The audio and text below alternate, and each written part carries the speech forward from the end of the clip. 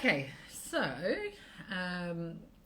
just a little intro, who you are, where you're from, and maybe where you currently reside. Okay, well, my name's Carolyn. I'm from Dargaville, so up in Northland, over on the west coast.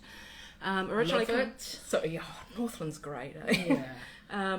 Originally from Whangarei, so I was brought up in Whangarei. Whereabouts? Glenbervie. Oh, So hell. we'll get to that. Out by the orchards. Yeah, there, we'll get to that. where I used to go and get mushies. I was like a 7-year-old. We weren't looking at much.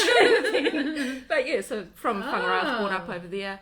Okay. And recently found out that my whānau are from Matakana Island. Wow. So, yeah, that's a whole big story as well. Oh, So, man. yeah, we'll Okay, get to cool, that. cool.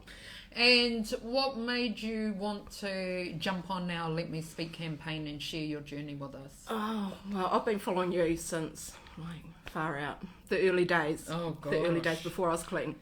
So, for me, it was about getting rid of the shame. I've really been real shameful about, my cooked habits and just, like, just my past, and I was carrying it.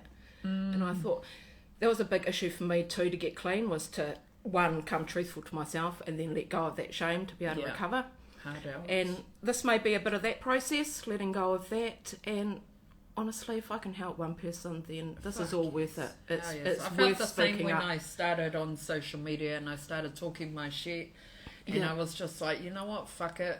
I can't kind of judge me. No one can judge me as harsh and as I judge As my we fucking do ourselves. self. Yeah. So yeah, cool. This is just a little tad of closure for you, eh? Before the next chapter. And before that next, stepping into whatever is next for me. Fucking me. Yeah. So with that being said, where does your journey with addiction begin?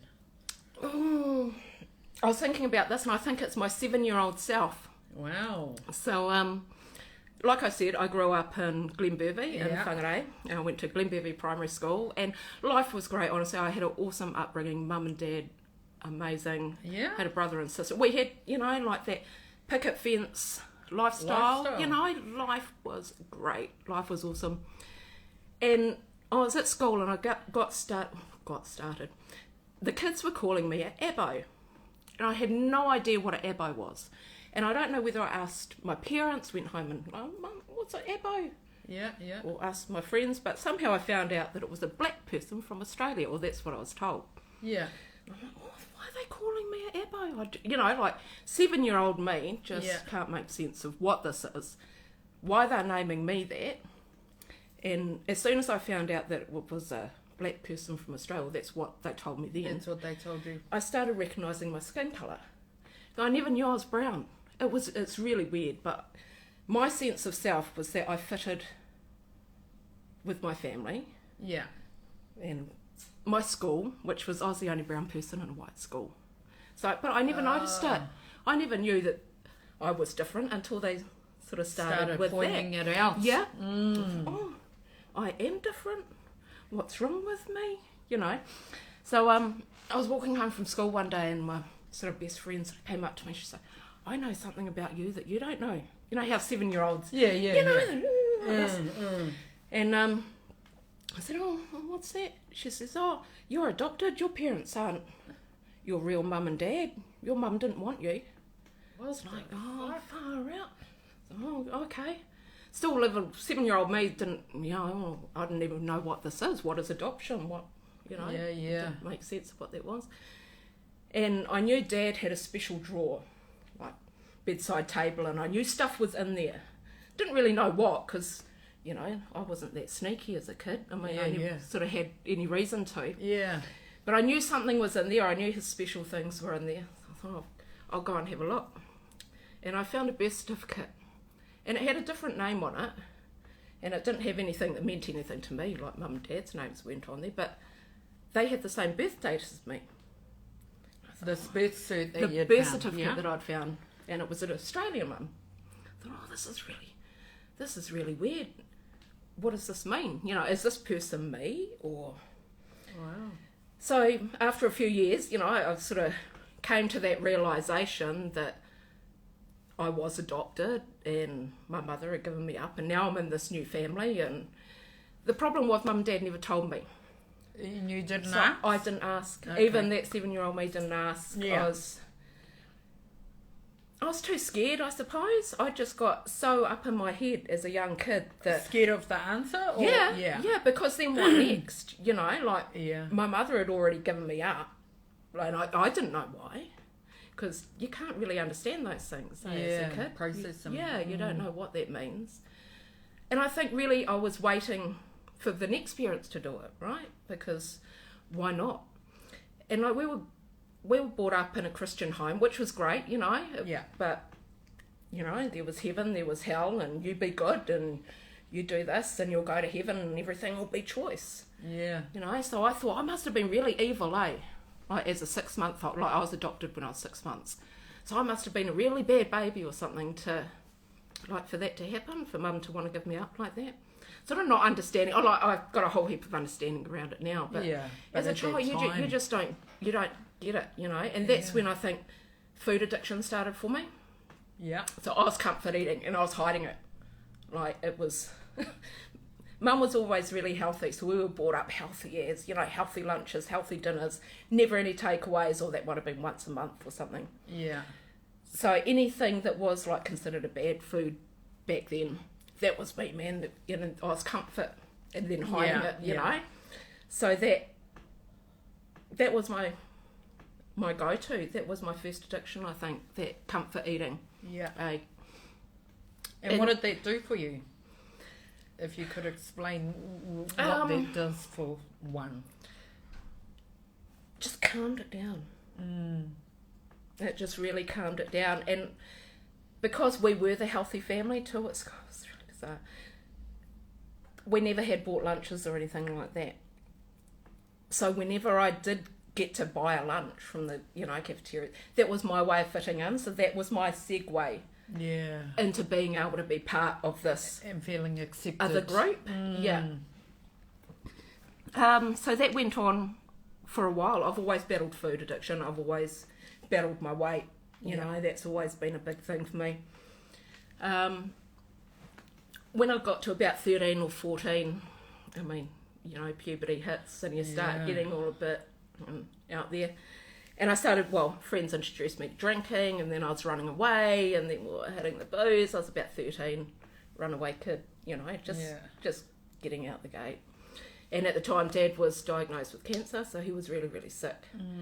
And Mum was sort of really busy, sort of nursing him and back towards hospitals and stuff like that. So, not that I was left to my own devices, but I was old enough then to sort of, I was doing what I wanted anyway, and there wasn't really much that Mum could do about it, especially at the same time because Dad was so sick. So that was me, just straight into experimental mode, and just whatever was, I was gonna give it a go. But that's also when it came out to my parents that I knew that I was adopted. So I think that whole reason why I was playing up in my early teenage years was it was just all that identity stuff, you know, coming out, trying to find my fit, trying to find where I belong, sort of filling up all these gaps, trying to find some kind of connection. Yeah, whatever, whether it was, you know, alcohol, sex, it didn't matter. You know, whatever it was, as long as it was masking and covering all this sort of internal shit, then that was awesome. Then that's what I was going to do. So that went on for a while, and I sort of fessed up to Mum that I knew I was adopted, and, you know, so that all came out, and we had a bit of a yarn about it, but there was no closure to it, I suppose. There was just... no answers to your questions? Not really. Still not. You know, like that. This is a work in progress, but it's really hard to find your fit when you've got no context of where you fit. Yeah. When you don't know where you come from, or who you can relate to, like, or where you belong. You know, I can't really describe in words that sort of feeling. It's a real disconnect. Yeah. And completely disconnected from my culture, which I've since taken an ancestry DNA test. So that's how I found out I was Māori. Wow. Because I had no idea. yeah, it's hard to make sense of yourself when you don't know who you are and where you belong. So I've made adult choices, like, to get where I am, but a lot of that trauma started when, I didn't know who I was. Yeah. And didn't know why or what I'd done wrong for someone to just leave me like that, to just... Fuck yeah. You know? It would be hard. And then always waiting for that next person to leave, whether it was my adopted parents, if I did something wrong enough, then, surely they would do that and too. leave you as well. Yeah. So all your relationships are connected to those, real first integral relationships. Probably thing abandonment issues, eh? Oh, heck yeah, abandonment, rejection, all of those, sort of shadows, eh? You sort of, I think as an adopted child, you deal with. Yeah. And deal with in some way or another. You either deal with it, sort of holistically and actually get to the root of it, or you'll mask it and you'll suppress it. And see, a lot of people will choose that route because it's the quickest. Oh, yeah. Yeah, and it's guaranteed the way that's going to make you feel better sooner. So you've started drinking, and now you're, early teens, you've started experimenting. And then I got really good, actually. I went back to the church and ended up getting married really young. So I was designing my wedding dress in school cert maths, and I married my husband when I was just turned 18, and we went back into the church and we went off to Bible college, and I had my first son, and things were great. I thought, I can do this. There was a lot of pressure, I suppose, in the church at the time that was what we were meant to be doing. Yeah. So that's what I did. Mum was really pleased. By that stage, my father had passed away, so it was just me and Mum. And that was great. Life was pretty good. We moved from Whangarei. We were living in Whangarei. We moved down to Auckland to go to Bible college. Yeah. And about 6 months in, life fell apart. Don't know why. I do know why now. Pretty sure I had delayed postnatal depression. And I walked out on my husband and my son, and just in one afternoon I just left. Had no plan to leave. Didn't even take anything with me. I was gone. Wow. And I ended up in a hotel in Auckland, met up with this guy, and things got crazy. In what way? We ended up in Christchurch together.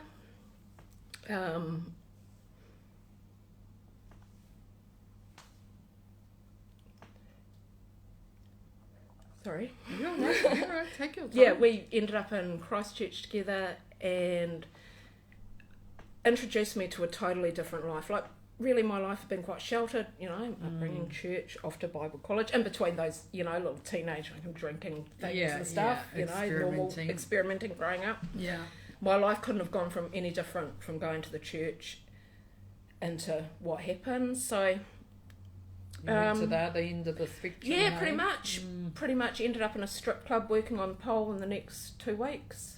Fuck. I was snorting snorting coke. My first drug introduction, apart from the alcohol, was coke. And then, had my first shot of heroin.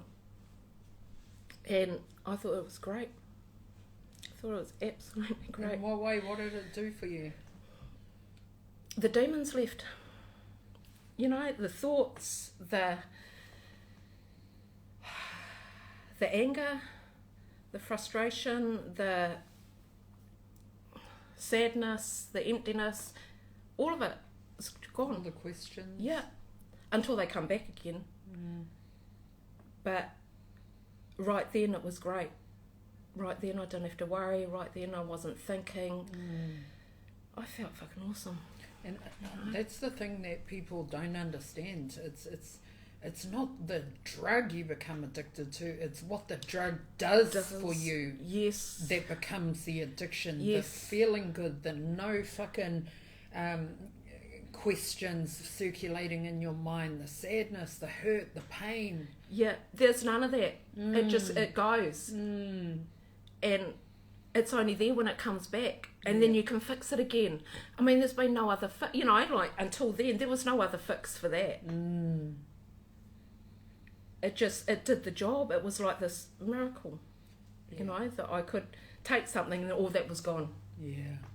And I was hooked. So you've had this first hit, and then how kind of rapid did the addiction for that become? Not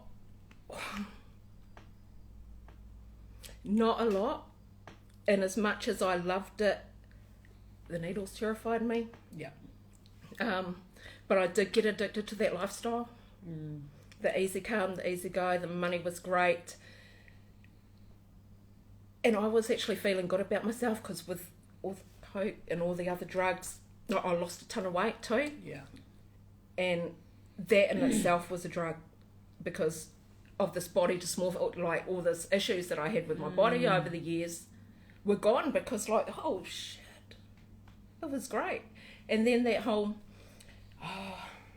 it's really weird when you're sort of stripping, or what, you know, if you're engaged in that sort of work, even though it's false, you know, the way they're feeding into, you think they want you, and they do want you. Yeah. But it's only because of this. And it's only for that moment. Yeah, and I'm feeding into my head, look, you know, they want me. And, you know, that was addictive too. Yeah. The attention was addictive. Yeah. And the compliments and the money and all of that. It was making me feel good and at the same time empty. Yeah. You know, it was this real paradox where it was like filling this awful hole, but at the same time there was a hole in my bucket, so as soon as it was coming in, it was just pouring out the bottom, because there was no substance in it. You know, it's just empty. That whole world was empty, but right then it didn't matter, because as soon as I started having those thoughts, what else can we do? What else can we take? You know, just give me something. It didn't matter what it was. Just give me something. So you were taking pretty much cocktails at that time? Yeah, pills, whatever there was. Yeah, we were going to try it. I had nothing to lose. I'd already walked out on my husband and my kid. You know, like... And what did you think about them? Well, I was working in Christchurch, and I didn't realise that my husband, because my husband had come from Christchurch and his mother was living down there, and I didn't realise, because I wasn't in contact, that my husband had moved down there, or moved to stay down there with my son. And one day I was on the way to the club, and my his mum was pushing my son in his pushchair down the road.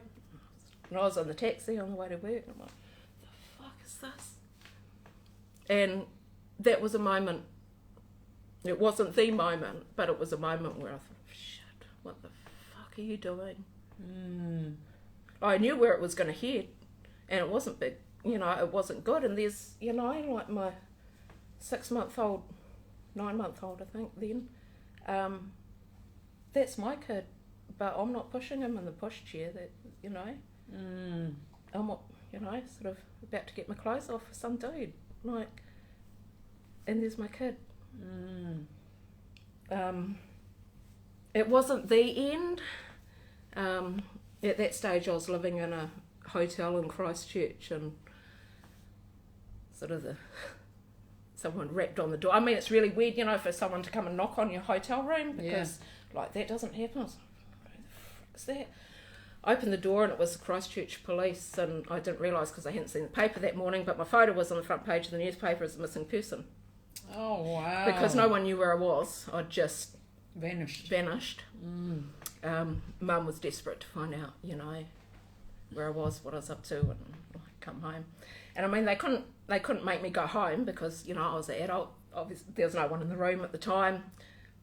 You know, I was not in, you know, like, I wasn't a danger to myself or anyone else. So the cop said, can you just ring your mum? Just let her know you're all right. I didn't, but I did gap it from that hotel, because I thought the reception were looking at me real funny now, because my face has just been on the newspaper. So me and this guy ended up in Melbourne. Fucking hell. And it was just a crazy life for about a year. Yeah. of...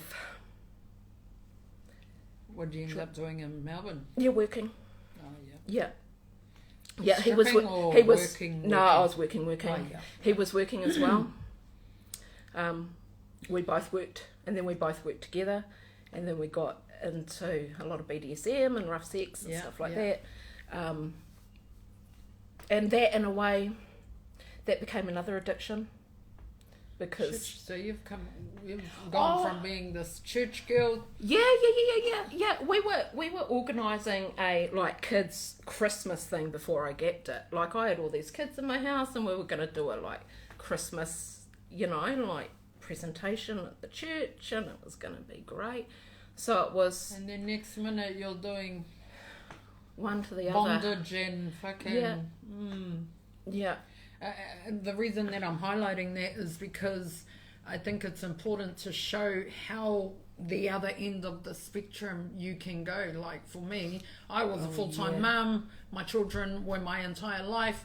Traumatic event happens. Next minute, I'm fucking way out the gate doing this type of shit that I never ever thought I'd be doing. Yeah. And it sounds like the same for you as well. Yeah. And I liked the extreme. Yeah. I really did. I liked seeing how far I could take it, and it didn't matter what that was, whether it's wasn't a substance, how far can you push that, how much can you take, or whether it was in how much your body can handle as far as BDSM, and pushing yourself to the limits. And that became, I suppose, the next mask and the next band-aid that I was using, because with pain there was that dampening down of the emotional shit, and it did a really, really good job, to be fair. Really unhealthy for me, because that's what happens when you start masking trauma, because it's always going to be there, and until you start sitting with it and really getting to the root of it all, you're gonna find one thing or another to slap on it, make it feel good. And so what happened then?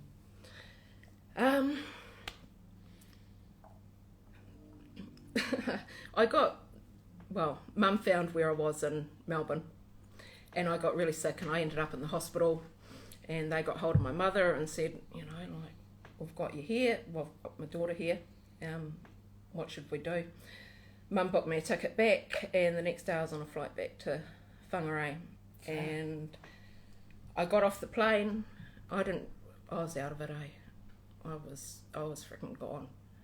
I remember getting in the car with my brother and mother, come down to pick me up from the airport, and they didn't recognise me. And I remember falling asleep in the back of the car, and I think that's probably the first time I'd slept in, I don't know, a long time, a real long time. So I went and stayed with Mum, and I got myself cleaned myself up, and thought, I'll give this a go, I'll see what happens. And my husband at the time wanted to try again, wanted to see if we could give it another go. So I waited for 6 months, really got myself cleaned up and stuff like that. What did you do to get yourself cleaned up? Then it was my mother and her rules. I was staying in Mum's house, so that was it. I had a feeling like one time I acted away from Mum's, that was when I had my first epileptic seizure. So I had a seizure in the middle of Whangarei. Someone came out and saw me sort of having this moment on the street, ended up in Whangarei Hospital, and don't really know why that started, because it was late. It started in my 20s. Maybe my body had just had enough. I'd been abusing my body for the last sort of couple of years. Maybe it was just time, and that was it. My body was packing up, and that was the result. So then it was a good opportunity to get clean, because I had these medical issues going on now, and we've got to sort of find out what's going on. So that took a fair while to get my medication sorted, and so made sure that wasn't going to happen again. Mum helped awesomely with that, far out. And then I moved back to Christchurch, because my husband was still down there with my son. And he wanted to go to teachers training college. He always had this desire to be a teacher. So we moved to Dunedin. He went to Teachers Training College, and that first week we were back together, I was pregnant. So, yeah, I got pregnant with my daughter. And life was actually pretty good during those years. Like, I was a mum. I found I hadn't dealt with anything, but I was doing a pretty good job at suppressing it and just keeping it low enough where it wasn't going to affect my day-to-day life. Yep. You know, I was feeling pretty fulfilled as a mum, you know, and life was good. We weren't struggling or anything. We were just getting by. We were getting by, and it was all good. And it always is good until it's not. Yeah. You know. Me and my husband separated, and I lived a whole life, I suppose, of flipping from one relationship to another. I had my youngest son, he's 16 now. Like, all my kids have grown up, you know. But life was pretty stable. And the next thing I got hooked on was those Cinnies that came out, those synthetics. So that was my little demon for a while. I was playing around with them, and that was great when they were in the shops. It was all good, you know, because I was a stoner. So, you know, like, I'd been smoking weed. The Cinnies were something different though, eh? Like, it wasn't the same as weed. It was... Yeah, what was that like? The stuff in the shops, it was just a different sort of buzz. A lot quicker, a lot stronger, but then sort of went off a lot quicker as well. So I was getting my buzz off that. That was all good. Still functioning, you know, still sweet by that stage. Like I said, my kids are grown up, so I was working, I was functioning. You know, life was pretty good, actually. We were just ticking along. I wasn't finding that I was having a problem with the Cinnies. I was definitely having a problem with them, but I was functioning, you know. So I thought, no problem when you're functioning, right? Yeah. And that was all good. And then they took them off the shelves.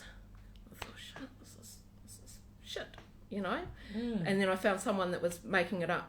Oh, I don't know where it came from, but it came in an ounce bag, and I was buying it. Yeah. And wow, I'd hate to think what I looked like back then. I mean, I think that about a lot of things, but we were just writing ourselves off, and it didn't matter. It just didn't matter. It was just cone after cone after cone after cone. And I knew as soon as you sort of, because I was just knocking myself out. Like people would come round. I was talking to my mate yesterday. Like we were just out in the chair, you know, like out cold until you come round again, and then you're just reaching for it straight away. Fuck, no. It was. So you'd have a cone and then you knock out. Yeah, just fade out. I don't know how long I used to fade out for. Probably not long, but long enough. Then as soon as you come back round again, you know, and that was all just still trying to cut. Like, I hadn't dealt with anything, right? So I'm still reaching for that thing. It didn't matter what it was. One to another. Yeah. And I had these moments, through my life where, you know, things were stable. I didn't really need anything. I kept it at bay. But there's always just one thing, or a trigger, or something happens for that lid to pop off. It's like you're compressing these things down like a spring, and she's gonna blow at some point. Yeah. And so the Cinnies did their job for a while. I don't know why or how I gave those up. What happened? I know I didn't smoke the end of the bag. Like, I was buying that shit by the ounce. It was fucking terrible stuff. I don't know what made me stop. I think I just got sick of it. I just got really sick of it, and sick of being sick, because it was wreaking havoc with my body as well. It was just disgusting. So I thought, no, I've got to stop that. And at the same time, I had some health issues. Yeah. And I knew if I didn't do something, I was going to die. And I was booked in for surgery. It was my kids. I started thinking about my kids. Like, who's going to take care of my kids? Because their father hasn't been involved in their life. Mum, you know, but Mum's getting old now. She shouldn't have to bring up my kids. Who the fuck's going to look after my kids? If I'm not here, who the fuck's going to look after them?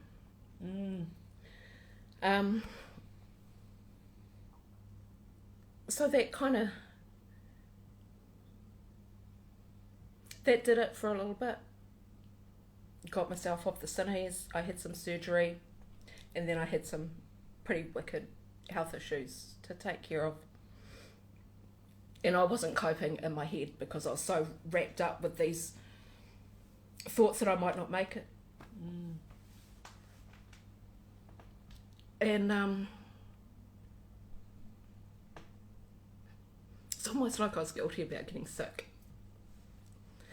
And some friends came round that, well, I'd had my surgery, I was out of hospital, everything's okay, medications were shit, but I was okay.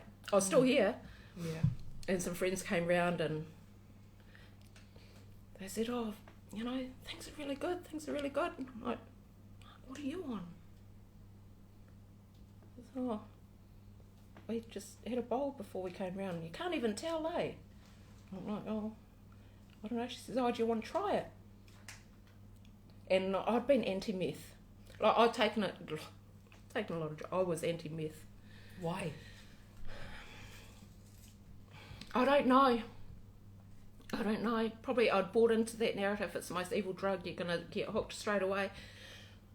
And I suppose I just say, because a lot of people, they're taking cocktails of everything. Yeah. But that is the one that has the bad rep. Yeah. I thought I wouldn't because I'd had heroin. And they say that about heroin. But that wasn't my experience with that. So I thought, oh, I'll be sweet, eh? They say that about, you know, nah, I'll be all good. So I went round there and they gave me my first bowl. And what was that buzz like? That time I was like, oh, I don't know whether it's doing anything. The next time, I think it was that next day, I don't know how much they put in there, but must have been more than that first time because I knew then what it was like. And that was my fix. And that was...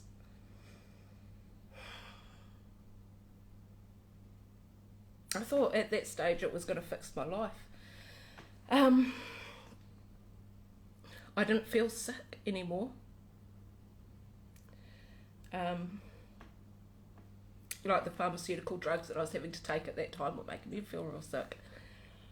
And it was messing with my head and I was getting really down. I was in a black space, a real black space. When I hit that pipe, fuck. Life was good again. And actually life was better. And that was it. That was me. And so after that, I went looking and I didn't have to look far. And like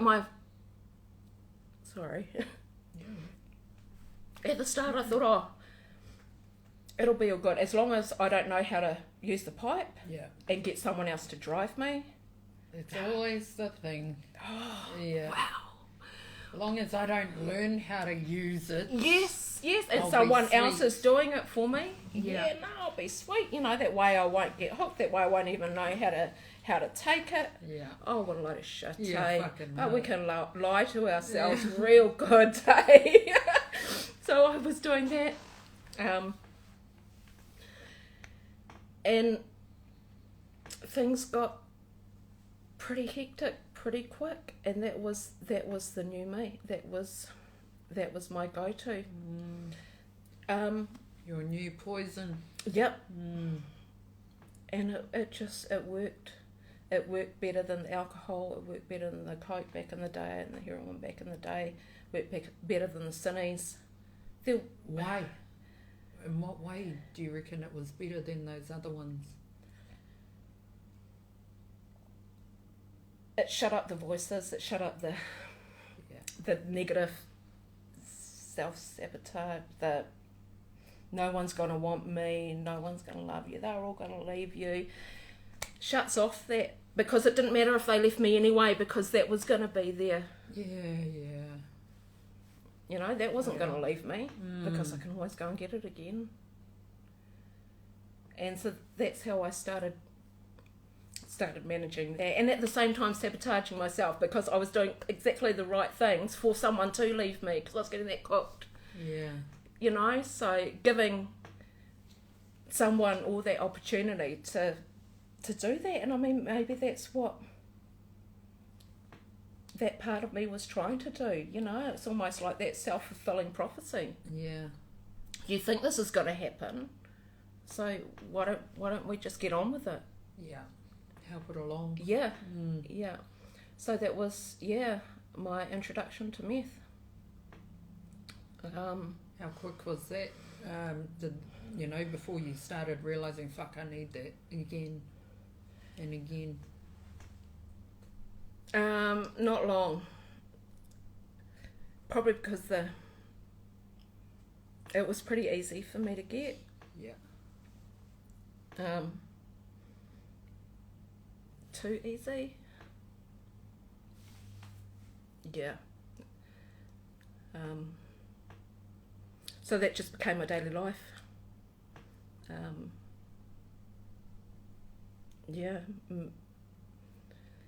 That's what we would do all day. I would sort of get up maybe about 7:30, and wait for the bro to message, breakfast, and that was me out the door, and go and see bro, and that was us. We'll probably start about 7:30, 8:00, and that would be us till 10. Lunchtime, if not, like days and time. Oh fuck yeah, that just flies. It goes like that. Time has no value. Yeah, and then you become part of the circle. You know, you become part of this group, and that fed into that whole identity sort of scenario. I'd found my place. You know, I was part of this group. Yeah. I'd always wanted to fit in somewhere. Yeah. And they always accept you, you know, as long as you're like passing some money or you're passing something, and as long as there's some reciprocal exchange, you're part of that group. Yeah. And it fed me the things that I needed right then, which was that belonging. And, you know, I was one of the bros, and I finally found my group, and they accepted me, and they loved me, and they'd have my back, and they, you know. What I loved when I was in those groups, for the same reasons, is no one wanted to talk about what brought them there. Oh, yeah. It was just, we're all here and we've all been through some shit, but fuck that. Let's not talk about that. Let's just fucking get high. And in those moments, it's what you want. You've spent years or so much time listening to all those voices in your head and shit. You just want to shut everything the fuck up, eh? Yeah, you just want it to be silent. And that's why I feel like a lot of people gravitate towards those little communities that are built in addiction. Yes. Is because we're all going through the same fucking shit. Yes. Yeah. But nothing needs to be addressed. Yeah. You know, and in that whole process of enabling each other. Yeah. You sort of almost feel like you're fixing each other too, you know? And no one's there to judge you because we're all fucking sitting there doing the same shit. Yeah. We've all got issues that need to be dealt with, but no one cared. Not now. Yeah. And that can become addictive. Being a part of a community that no one judges you, no one fucking, and yet you're all dealing with trauma or dealing with issues. Yeah. I probably never felt as accepted as I did then in those moments. Yeah. With those people. That was my first time that I actually probably felt okay. Yeah, they didn't really want anything from me apart from me to keep buying. Yeah. And as long as I was doing that, then the relationship was good. So there wasn't that fear of them leaving me. Yeah. Because I could buy my way in, right? If I kept on buying, they would keep feeding me. Then you'd be a part and I'll be a part of something. Like, that was secure. That was total security for me. That was always waiting for that person to, like, leave. So that was a great fix. Yeah. You know, that was a great fix for that because, I don't know, I was buying myself friendship, I think. And acceptance. Acceptance, buying myself acceptance through a bag.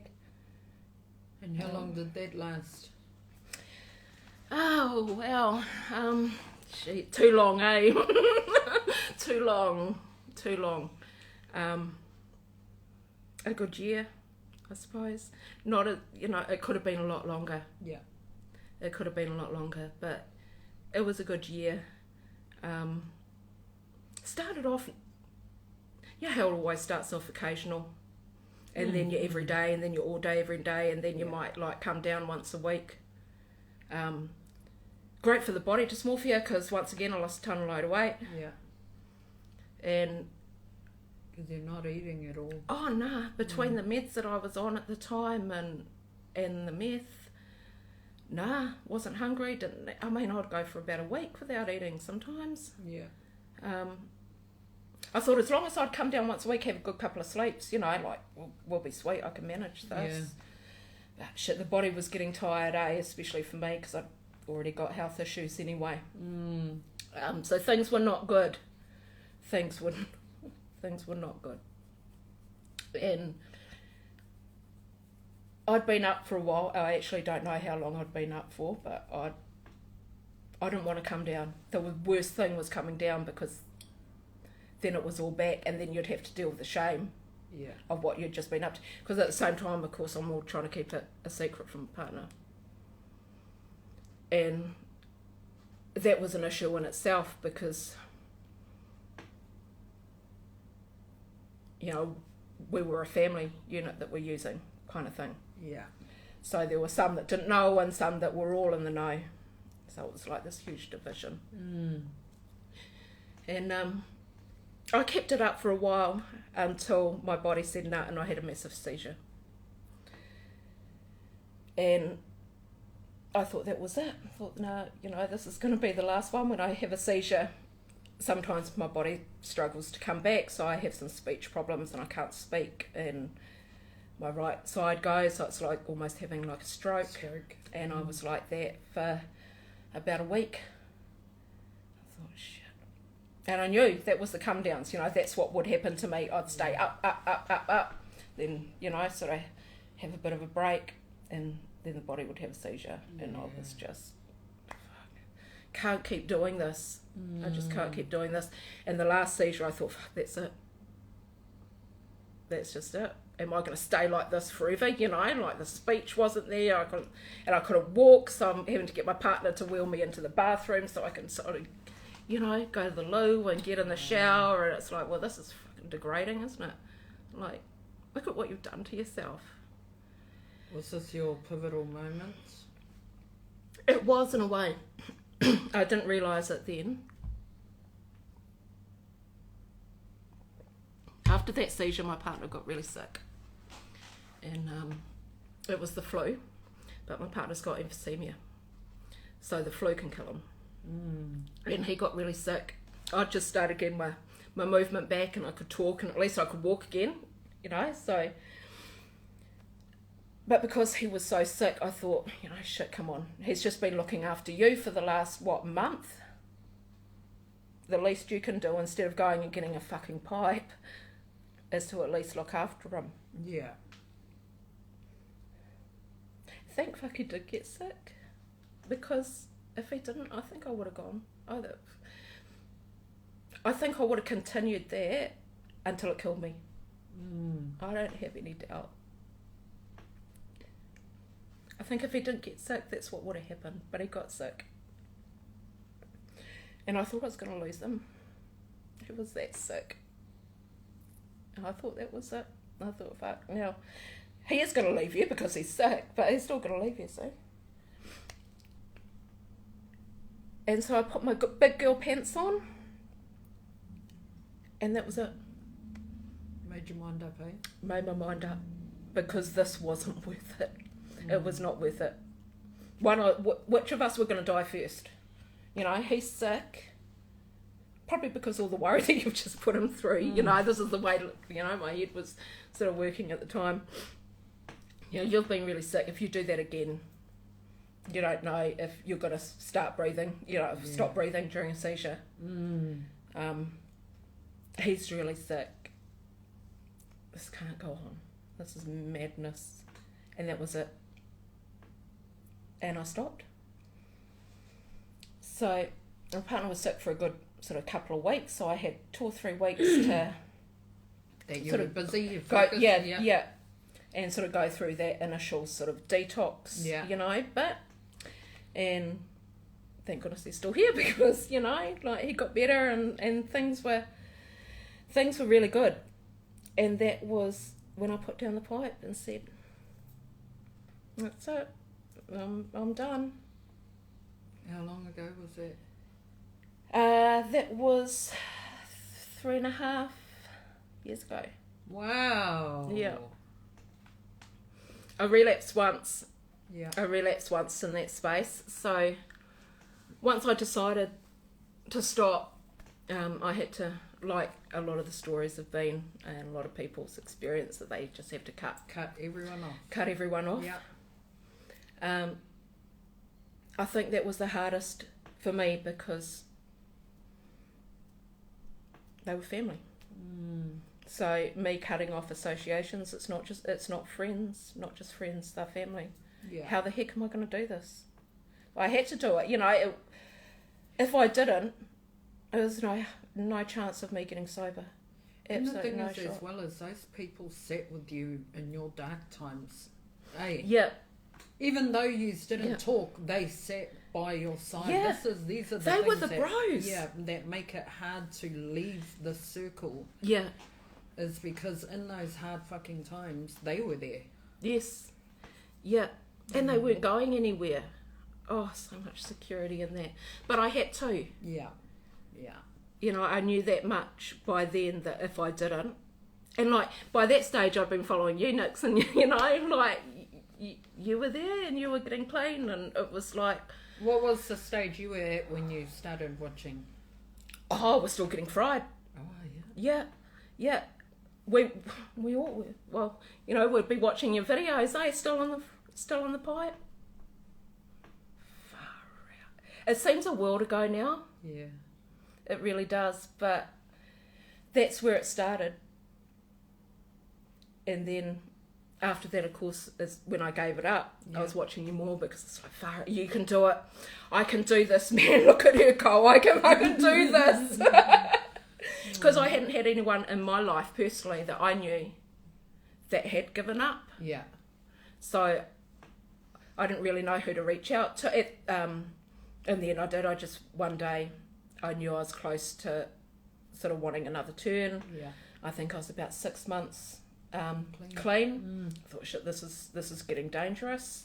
And I rung up drug and alcohol, the people in Dargville, you know, the A&D people. Said, look, I've been clean 6 months, but I don't know what to do, but I'm struggling. I think I'm going to pick up the pipe. You know, can I come and talk to someone? And like, she was pretty awesome. She was out there the next day, a social worker, and just talking me through some things. You know, I was trying to find out sort of why, you know, what had happened to make me want to pick that up again. Yeah, trying to identify what the triggers and all of that. Yeah. And so I got myself through that part, and that was all good. You know, I didn't. Yeah. Not then. I didn't. And I sort of got up a bit of courage to go and see the bro again, because we hadn't seen each other for months. You know, I thought, and I had to leave it like that because I needed to stay sober. Yeah. I needed to stay sober. And so I sort of wandered over because we're sort of real close to each other, so you can just walk over to the other house, you know. Stone throw away. Yeah. So I sort of wandered over there, sort of walked in. They were sort of having a chuff. Oh, you want to turn? No, don't do that anymore. Nah. And walked out. And I thought, shit. Oh, shit. That was quite, you know, like, I was so sure I wasn't going to do it right then. You know, like, that was it. I've conquered it. I've done it. It got presented to me. You said no. You've won. Yeah. You've won. You know, you've kicked it. And I went home and feeling pretty chuffed with myself. And I think that was my problem, that I felt chuffed with myself. Because I had a friend come in and, he looks at me and he says, oh, you put on a bit of weight. I think within half an hour I texted Brian and said, I'm coming over. Is that offer still good? Yeah. I was back on pipe. Brought up all that Just, fucking... yeah, someone said I put on weight. And I had, of course I had. I'd actually started eating again. And that was it. I said, is the office still standing, bro? Yeah. Oh, over there. And that was it. And that was the only time I had it ever again. It's like, fuck. So reflecting back that yeah, area... I knew right then that I'm, you know, you're getting emotional because someone says you put on weight. Yeah. So fucking what? So the thing is, when that happens, is that person has just identified a part of you that still needs healing. Oh, yeah, absolutely. Which is the good thing about that situation. It's not cool when anyone fucking says that. But the cool thing is because you responded and you then went and reacted, you've now identified, okay, shit, that is somewhere, you know, something about me that I still need to fucking heal. Yes. Yeah. Because once I heal that, then anyone can say anything and it won't affect me. Yeah, because you're finally dealing with... You've finally dealt with it. Yeah. Yeah. So I made that decision that time. Yeah. And, you know, a shitty decision, but I did it. And you know what? It didn't take me back. And was it this kind of one blast? Yeah. I was that disgusted with myself, honestly, because I had said, like, I just refused that morning. Yeah. And feeling so proud of myself to have that strength to say no. Because I hadn't put myself in that situation before then. I'd actively stayed away from anyone. I think the thing as well is we use the word relapse, but when, you know, this is... Because after I came out of jail, I relapsed. Yeah. And I had gone to counselling. I opened up Pandora's box, and then she pretty much kicked me out of the room because my hour was up. And so now I'm filled with all this fucking thing, and I go home and I fucking snorted this line because I was just like, I need to shut it all up again. You didn't fucking tell me how to shut it. Yeah. I had all those feelings that you're explaining about disappointment in yourself and the guilt and the shame and that. I went and told my counsellor, told my lawyer, and that I said, look, I've fucking relapsed. I feel so shit, rah, rah, rah. And they said, that wasn't a relapse. You're not back to smoking a fucking ball a day. Yeah. That's when you relapse. When you go back to taking as much as you did at your peak, that's a fucking relapse. What you did by being in that vulnerable moment and then having that line or picking that pipe up is you had a taste tester, and they said, and how did that make you feel? I said, it fucking made me feel like shit, it wasn't worth it. He said, right, use that, because next time you're in that vulnerable position and you're thinking about it, you can always remember that one time you had that taste tester and how it made you feel, and you can use that. You didn't relapse. So so you only had that one taste tester. And how did it make you feel? Oh shit, exactly like you said. Yeah. I was kicking myself that whole time. I'm like, you know, I'm like, God, you're an idiot, Carolyn. Yeah. That's 6 months. 6 months you've just wasted. You know, it's like my self-talk. Yeah. And you've gone and fucked it all up again. Now what? Yeah. You know, now what? I thought, one of the first things I had to do is come clean to my partner. You know, because I found... When I wanted to get clean, I wanted to be accountable. Because if I wasn't accountable to someone, it's just going to be too easy. Yeah. So, that was the go. It was be accountable and fill your time. Get busy. Yeah, what are some of the things that you did to continue staying sober? Worked. I didn't go out and get a job. That sounds bad. We've got a plant nursery at home. Oh, and I couldn't even keep parsley alive. Like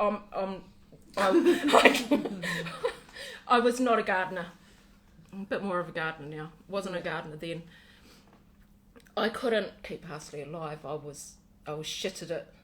But I thought, I can weed though, eh? You know, like I can go in the garden and pull out the weeds and do something. Just do something. Because all the bros were so close, I had to find ways and places around the property that I could work and not see what was going on. Yeah. Because you know, see all the same familiar faces and stuff, walking around, going in and what out. everyone's up to, yeah. You know? Yeah. So if I'm facing the other way and I'm digging up some ground, that's what I'm going to do. So we've got a little sort of paddock out in the front there. We grow creamer in it and we go sweet corn and shit like that. Hey. So I went out there and I started digging that paddock over by hand. And I got this gardening fork and I went out there. It's like one fork at a time. We had a rotary hoe and the rotary hoe wouldn't work. And I was... you get quite angry, when you're getting clean at the start, or I did. I was getting frustrated and a bit pissy about things, I think. And I wanted this rotary hoe to work and it wasn't working, so I was out there digging it by hand and I was thinking, your ancestors didn't have a fucking rotary hoe, girl. You fucking get in there and you fucking dig.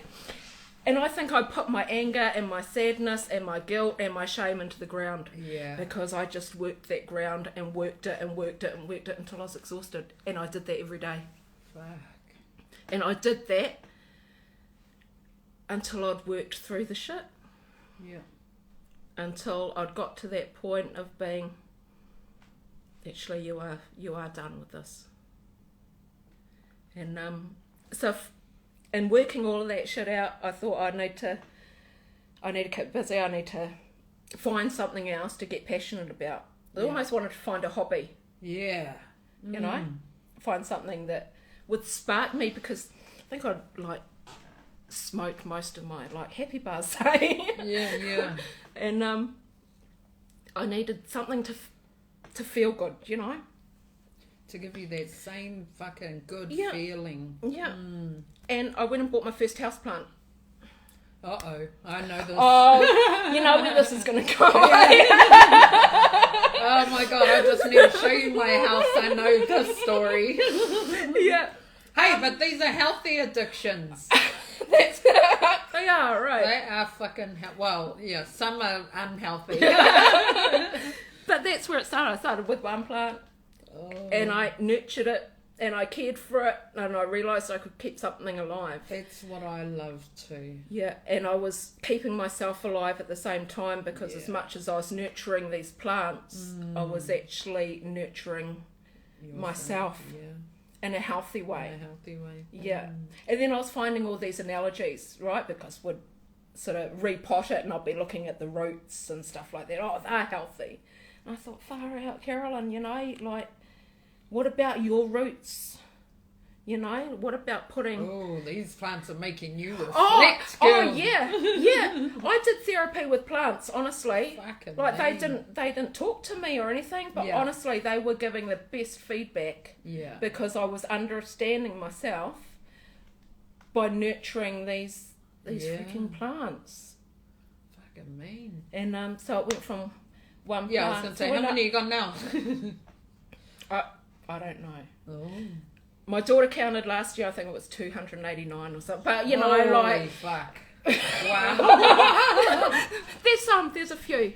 Yeah. I started at the beginning of the year and I've got over 50. And yes, I was like, there you go. Yeah, there you go. Pretty nearly banned from Mitre 10. Do a self-ban. But it worked for me because I was nurturing something and in return they were nurturing me. Yeah. And it was amazing. And that was it. That's how that's been your tool, your go-to, eh? Yeah. Cutting off those associations and still having to do that today. I know I can't be with the same people in the same way again. And that's sad. It is. Because I love them. They're family. But they're still caught up in addiction. And it doesn't matter what stage you are in life or how recovered you think you are. I know I'm still only one decision away. It doesn't matter. That's why they say we're in recovery for the rest of our lives. Yeah. Yeah. So we don't have whānau dinners like we used to. You know, and we don't connect in the ways that we used to. But I'm connected with myself now. Fucking mean. And that's going to mean the most to the most people. Yeah. Because if I'm connected with myself, then I can help maybe connect them with themselves. Yeah. One day. Yeah, let's hope for that. Yeah, well, see, with you taking a stand and you doing what you're doing, you can be there for them now when they make that decision as well. Yes. Hey. Yeah. Otherwise, it would have been the blind leading the blind. Oh, heck yeah. Yeah. Fucking me. What an awesome journey you're on. What does life look like for you today? Oh, wow. Well, at the same time, I got clean. So, like I said, like 3.5... Sorry, I didn't mean to cry. You're right. So, like I said, I've been like clean for about 3.5 years. When I got clean, I wanted to see if I still had a brain. Like, I left school really young. Like I said, went off to... Got married, went to Bible college. So, I left school straight out of sixth form. Mum always wanted me to go to uni and stuff, and I didn't. So, I wanted to know if I had a brain after I'd cooked it. Yeah. See if I still had the smarts. So, I enrolled to do my Bachelor of Applied Science and major in psychology. Wow. So I am one paper away from graduation, so I have my BA in psych. Wow. So I did that at the same time as getting clean. So it's taken me 3 years, and yeah, I'm on my last paper. I'll be doing my last paper. Holy fucking well done. I wanted... Yeah, what's your future? that? What does it look like? Oh, I don't know. But I knew that my life experience, that combined with maybe getting some quals, so I've actually got something to back me up as well. You know, how can I extend my reach? You know, what's going to have the biggest impact? How can I do this in the best way possible? And for me, that was to get qualified. Yeah. So in the future, I don't know what that looks like. I'm, like I said, at the end of my degree now, so I've been busy like job hunting. You know. Wow. So what area that's going to be in, I don't know. Probably in mental health and addictions. I mean, fuck yeah. you know, like, yeah. Fucking mean. Yeah. So that's where I'm at now. Wow. Nearly ready to sort of put boots on the ground and actually, give back. Yeah. Give back. Yeah. Fucking awesome. What would you, before we wrap this up, what would any advice be to anyone going through what you went through? The longer we want to mask the issues that we deal with, the longer it's going to take. Because they're not going to go anywhere. They're not going to go anywhere. And like that's how, I mean, I'm 45 now. And I saw myself as maybe still being this way in my 60s. You know, if I wasn't going to start dealing with stuff now, like, this is half my life is gone. You actually want to enjoy part of your life, so just start. I think, if that's any advice, just start on you, whatever that looks like for you. Just start. You know, stop masking the trauma, or stop trying, you know, to cover these things. It's a dead end. It's no exit road. It's not gonna do anything for you. So stop what you're doing and then start. Just start. Love it. Yeah. Aww. Well, on behalf of CWK and me and my mate here, we just want to thank you so much for coming on and sharing your journey with us. And we wish you and your whānau nothing but the best in the future. Oh, awesome. Thank you.